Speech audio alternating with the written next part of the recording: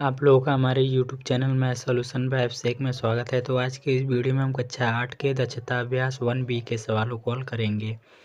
तो यहाँ पे देखिए पहला क्वेश्चन दिया है कि यदि x बराबर -3/5 और y बराबर -4/7 है तो दिखाइए कि इसको हमें क्या करना है, बराबर दिखाना है। यानी x मॉड में इसे मॉड पढ़ते हैं या फिर हिंदी में निरपेक्ष मान पढ़ते हैं। निरपेक्ष मान x गुणे y बराबर निरपेक्ष मान x गुणे निरपेक्ष मान y। इसको हमें क्या करना है, हल करके दिखाना है। तो देखिए यहाँ पे करेंगे तो यहाँ पे उतार लेते हैं क्वेश्चन को।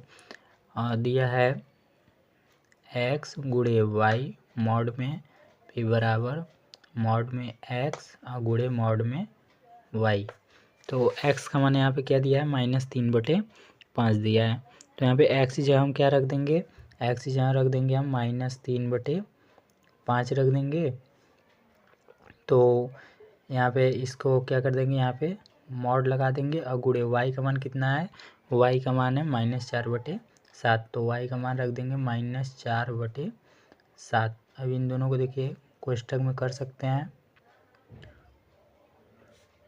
यहाँ पे मॉड है तो मॉड लगा देंगे बराबर। फिर देखिए मॉड में x मॉड लगाएंगे, x का मान कितना है, -3/5 है। तो -3 कितना कर देंगे, 5 कर देंगे। फिर गुणे है, गुणे का चिन्ह लगाएंगे। फिर मॉड है तो मॉड लगाएंगे। फिर y का मान कितना है, y का मान है -4/7। यहाँ पे y का मान कितना है, -4/7 है। आप इस कोष्ठक को लगा भी सकते हैं और नहीं भी लगा सकते हैं। यहाँ देखिए माइनस यहाँ पर लगा है तो आप यहाँ पर भी कहीं पर भी, यानी यहाँ पर भी लगा सकते हैं, यहाँ पर भी लगा सकते हैं और यहाँ पर भी लगा सकते हैं। अब देखिए इसको हल करेंगे तो इसको पहले अंदर ही हल करेंगे। यहाँ पे मॉड है तो मॉड लगा देंगे। और देखिए माइनस माइनस माइनस माइनस का गुणा होता है, वो हो जाता है प्लस। और चारते हैं कितना हो जाएगा, 12/5 सतह कितना हो जाएगा, 35 हो जाएगा। अब मॉड लगाया तो मॉड लगा देंगे बराबर। अब देखिए इसको हल करेंगे तो देखिए मॉड से जब निरपेक्ष मान इसका निकाला जाएगा -3/5 का, तो इसमें क्या होता है, जो माइनस रहेगा वो किस में हो जाएगा, प्लस में। तो 3 क्या हो जाएगा, 5 हो जाएगा। अब इसको मॉड को नहीं लगाना है क्योंकि माइनस हट गया, अब यहाँ पे प्लस हो गया। मॉड का काम यहाँ पे ख़त्म हो गया। अब यहाँ पे देखिए माइनस है तो ये क्या हो जाएगा, प्लस हो जाएगा, यानी 4/7 बाहर आ जाएगा। यहाँ देखिए 12/35 का मॉड निकालेंगे तो 12/35 ही आएगा। और यहाँ पे देखिए 4 से कितना हो जाएगा, 12 और बटे 5 सते 35। यहाँ पे क्या हो गया, यह बराबर आ गया। यानी यहाँ पे हम लिख सकते हैं LHS बराबर RHS, यानी लेफ्ट हैंड साइड बराबर है राइट हैंड साइड के। ये देखिए बराबर आ गया। ऐसे ही देखिए अगला क्या करना है, अगला में भाग करके दिखाना है। वही क्वेश्चन है, बस जहाँ गुणा है वहाँ पे हमें क्या लिख देना है, भाग का चिन्ह लगा देना है।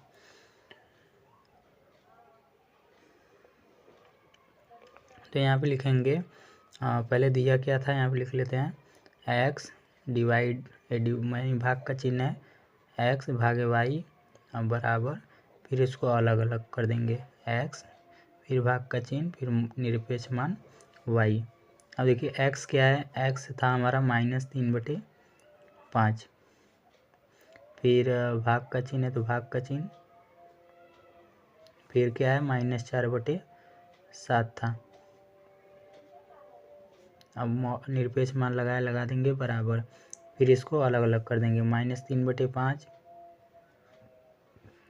फिर निरपेक्ष मान का चिन्ह लगा देंगे। फिर उसके बाद फिर क्या कर देंगे, फिर भाग का चिन्ह है तो भाग का चिन्ह, फिर क्या है, फिर y का मान है -4/7। अब इसको देखिए हल करेंगे तो यहाँ पे -3/5, इसको देखिए आप बाहर मत निकाल दीजिएगा क्योंकि मॉड में ये दोनों है, निरपेक्ष मान में ये दोनों है, तो दोनों ही अंदर ही हल होगा। यहाँ पे आप माइनस को बाहर नहीं निकाल सकते हैं कि निरपेक्ष मान से बाहर निकालेंगे तो प्लस हो जाएगा, ऐसा नहीं कर सकते हैं। तो -3/5। अब भाग को चेंज, देखिए भाग जब रहता है तो इसको चेंज कर देते हैं गुणा में। तो ये 7 जो नीचे है ऊपर चला जाएगा और -4 नीचे आ जाएगा। फिर इसको हल करेंगे तो बराबर। फिर देखिए इसको देखिए निरपेक्ष मान इसका निकाल सकते हैं क्योंकि इसके बीच में और कोई संख्या नहीं है, ये अकेला ही निरपेक्ष मान में है। तो देखिए -3 का निरपेक्ष मान निकालेंगे तो प्लस का 3/5 आएगा, यानी ये माइनस हट जाएगा, ये प्लस में हो जाएगा। फिर भाग का चिन्ह है, भाग का चिन्ह, अब माइनस ये भी देखिए हट जाएगा माइनस, तो बचेगा क्या, 4/7 बचेगा। अब इसको देखिए हल करेंगे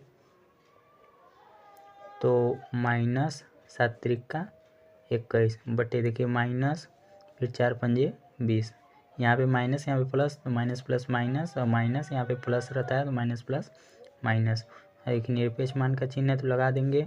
अब इसको हल करेंगे तो 3/5, भाग को चेंज कर देंगे गुणा में, तो 7 ऊपर चला जाएगा और 4 नीचे आ जाएगा। अब इसको देखिए माइनस माइनस कट जाएगा, या फिर आप निरपेक्ष मान से भी बाहर निकाल सकते हैं।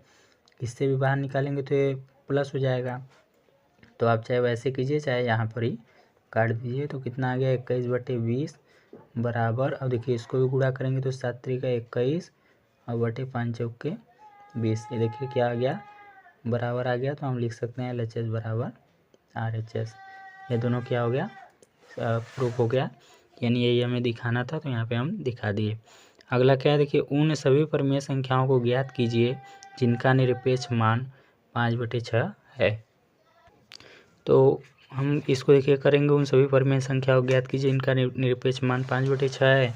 तो 5/6 कैसे आएगा, देखिए इसको देखिए हम अगर 5/6 और कोई संख्या नहीं हो सकती है, यानी यही होगा। देखिए 5/6 है तो एक बार हम 5/6 लिख सकते हैं, एक बार -5/6 लिख सकते हैं।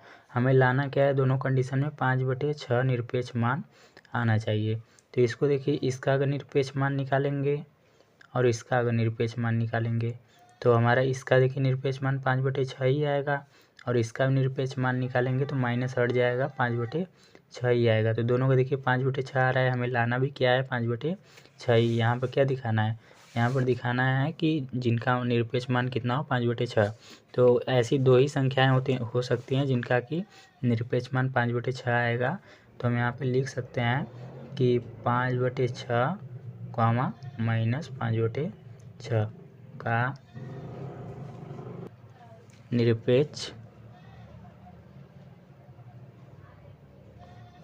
मान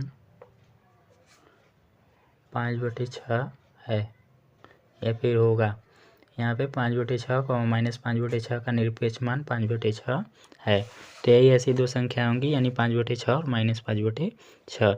अगला देखिए तीसरा दिया है, उस परिमेय संख्या को ज्ञात कीजिए जिसका निरपेक्ष मान 0 है।